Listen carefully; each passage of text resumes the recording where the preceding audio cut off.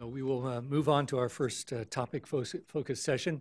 I'm Dan Macy's. I'm a medical oncologist and a member of the National Cancer Policy Forum, and am pleased to moderate this session on challenges and opportunities in prevention, control, and detection of cancer in low-resource settings.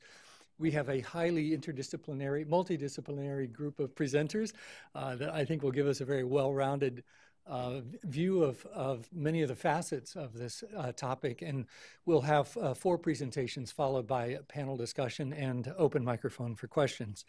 Our first speaker, Thomas Bollyky, is a senior fellow for global health economics and development at the Council on Foreign Relations, also an adjunct professor of law at Georgetown University. He was a Fulbright scholar to South Africa, where he worked as staff attorney at the AIDS Law Project on the treatment access issues related to HIV/AIDS. Has also served as consultant to the Gates Foundation and legal advisor to the World Health Organization.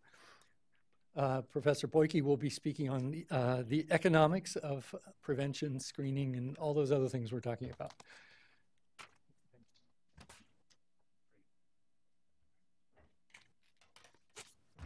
Thank you for that kind introduction. As was mentioned, I'm Tom Bollyky. I'm from the Council on Foreign Relations.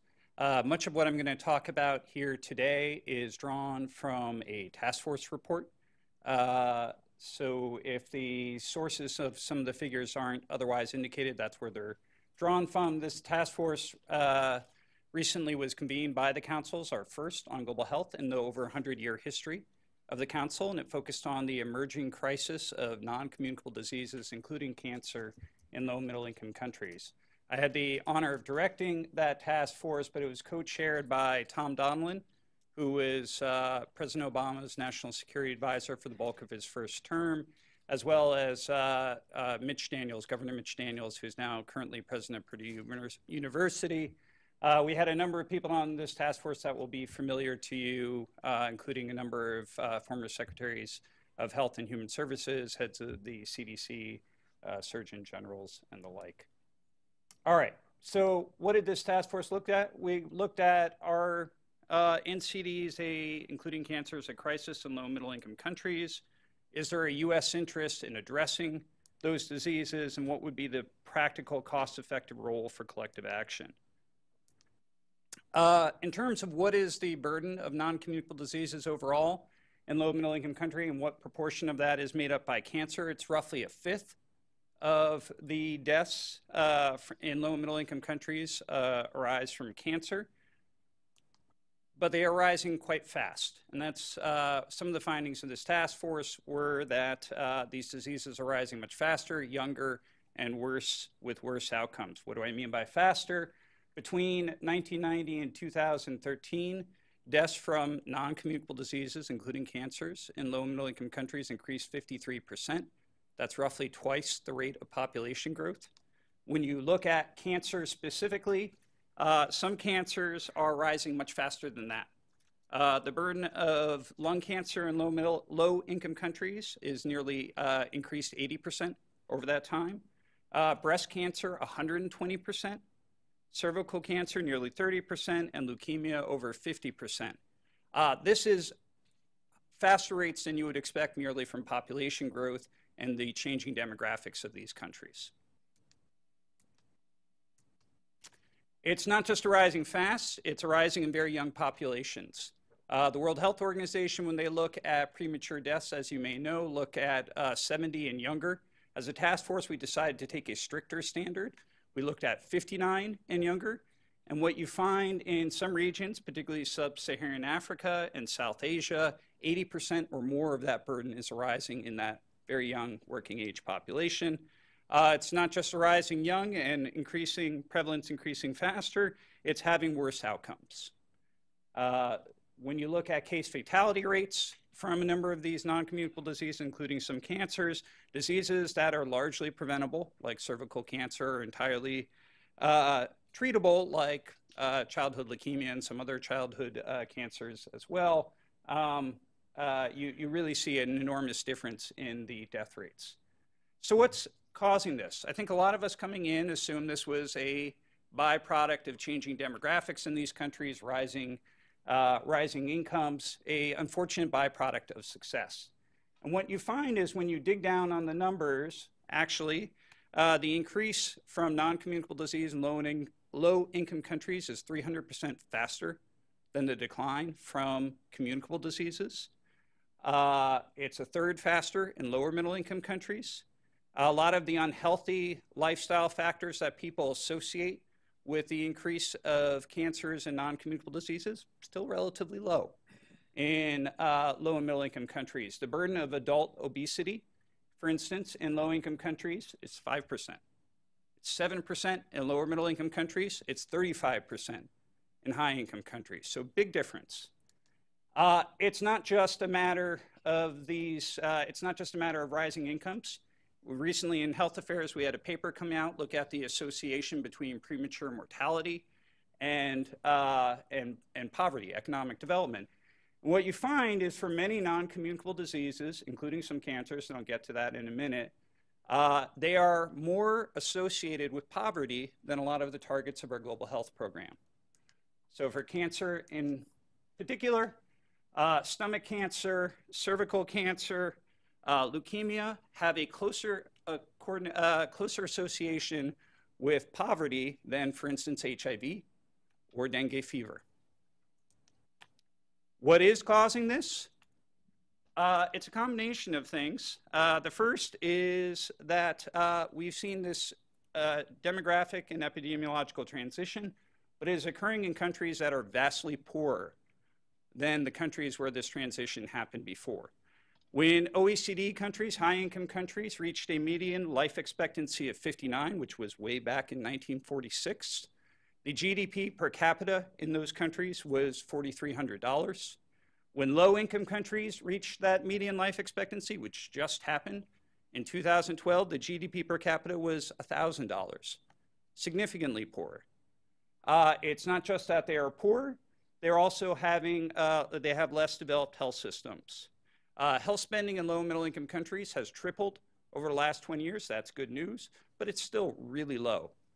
All the governments of sub-Saharan Africa spend about as much on health as the government of Poland. All the governments of low and middle income countries spend less than the governments of the United Kingdom, France, Germany, and Canada combined. Of course, all low and middle income countries is 5.7 billion people. When you add the governments on the high income side, you're talking about 300 million people. So significantly less health spending. You also see significant rates of urbanization, which is going to be associated with increasing risk factors in some instances, or prevalence, ambient pollution, and other modifiable risks, is increasing very fast, particularly in Africa and Asia. This is largely not megacities. These are cities of 1 million inhabitants or fewer with limited health infrastructure. You have seen a significant increase of some risk factors, tobacco being among them. Tobacco use increased dramatically between 1970 and 2000. It more than doubled in low and middle income countries.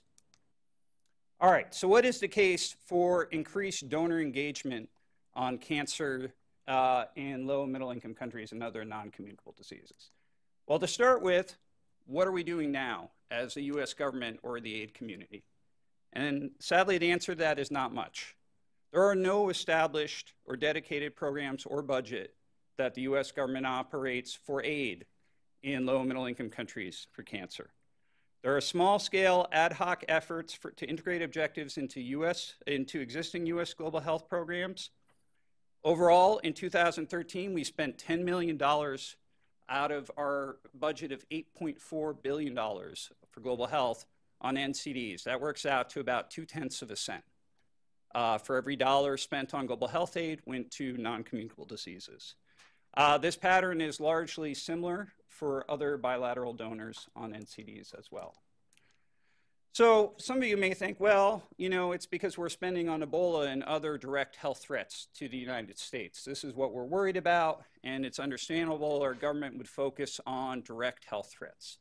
What you might be surprised to learn is that very little of our global health budget goes toward direct health threats to the United States. It goes to HIV, it goes to poor maternal child health. It goes to family planning and reproductive health. the burden of which in Malawi has absolutely nothing to do with the burden in Indiana. These are not largely funded because they are direct health threats to the US. They are funded because we care about the countries where these are arising and the people affected. So we looked where the US is spending currently on global health. And that's 49 countries where we spend $5 million or more in global health aid per year. And we looked at what the burden is in these countries. And what you find is that, again, premature burden, 59 and younger, nearly 30% is non-communicable disease. When you add disability to that mix, it's a third. That's 6 times higher in those same 49 countries than the burden of HIV. It is almost twice as high as the burden of malaria, TB combined in those countries. It's rising fast. As I mentioned, you see the change of DALYs and where that it's occurring most. But in this report, we looked at the diseases individually. The size of the circles represent the burden. The x-axis is the percent of increase between 1990 and 2013. And what you see for all these, for leukemia, for cervical cancer, for breast cancer, and for lung cancer, in all these countries, the vast majority of the countries the US is investing in are above that line on the x-axis. They're increasing fast, and they represent a more significant burden than you might expect. So how does this implicate us as our economic interests? What's the economic case for engaging on this? Well, low and middle income countries in general represent roughly half of global growth since the financial crisis. When you look at when this burden is arising in these countries and how it might affect them economically, the blue band on the bottom is cancer, and you see it rises pretty young. You're looking at 35 to 55 is the center of that distribution for cancer in low and middle income countries. That, of course, is working age people, it's parents, it's heads of households, and given the scale at which this is happening, it reverberates out through health systems and economies. I'm sure all of you are familiar with the World Economic Forum and Harvard's analysis of this. This is not cancer specific, but they estimate economic losses of more than $21 trillion between now and 2030 from these non-communicable diseases. So what does this mean for strategies for US engagement? Well, from the task force report, we looked at where there's interventions now that exist and can leverage existing infrastructure. And the ones that emerge from that, of course, are tobacco. We do very little on tobacco control internationally. We certainly can do more. It is clinical prevention of infectious-related cancers. Cervical cancer, hepatitis B are good examples of things where we could certainly do more. Cervical cancer, of course, being the leading cause of death, cancer cause of death among women in sub-Saharan Africa. Hepatitis B related liver cancer still causes 500,000 deaths, and vaccination or immunization is still relatively low, particularly in sub-Saharan Africa. That can change. We also talked to build on Lisa's remarks, where interventions exist in higher income countries but need some adaptation for low resource settings, and there you have breast cancer, stomach cancers, leukemia, and cervical cancers. So looking at those 49, well, first thing to mention here is when you look at, in that same health affairs paper, you look at the behavioral risk factors that have the highest association with premature adult mortality from NCDs, including cancers, smoking stands out. Far and away has the largest association with increases in premature adult mortality. So that is the best buy, if you can see one. We looked at those 49 countries, and what would you do if you leveraged existing US global health architecture? The PEPFAR program either runs or funds the largest chronic care systems in many of these countries. Of course, you have maternal and child health programs, a lot of interventions that you could potentially leverage, and we'll be hearing more about that from the other speakers, that you could potentially leverage for these ready programs. So if you look at cervical cancers, and you did the projection out The blue line at the end represents that. What would happen in low middle income countries, even assuming their current rate of population growth and demographic change, what would happen if they had the increase or the rate that you see in the average high income country currently? So if they were to adopt that now, if we could achieve that, what is possible in those countries, what would you be looking at in terms of premature deaths between what they're projected to have based on current trends and what they would have if they had the rate of the average high-income country? Not the best rate, not even the United States for some of these conditions, just the average rate. And the difference you see for cervical cancer is approximately, let me look at the right numbers, but you are looking at 50,000 lives over the next 10,000 years, or 10,000 years, 10 years, that you could see in these countries, or 120,000 lives if you looked at not just premature deaths, just in these 49 countries alone. And to give you the sense of what the opportunities are for leveraging existing infrastructure in these countries for prevention. If you go to leukemia, actually the opportunities are even greater. If you had the rate of the average high-income country versus what is projected in these countries based on UN assumptions of changing demographics in those countries, you're looking at a difference of 111,000 for premature populations and 170,000 overall in those countries for leukemia. That's over 10 years. That is a pretty good return on investment in comparison to some other global health programs. And with that, let me stop and turn over to some of my colleagues to talk about the specific programs.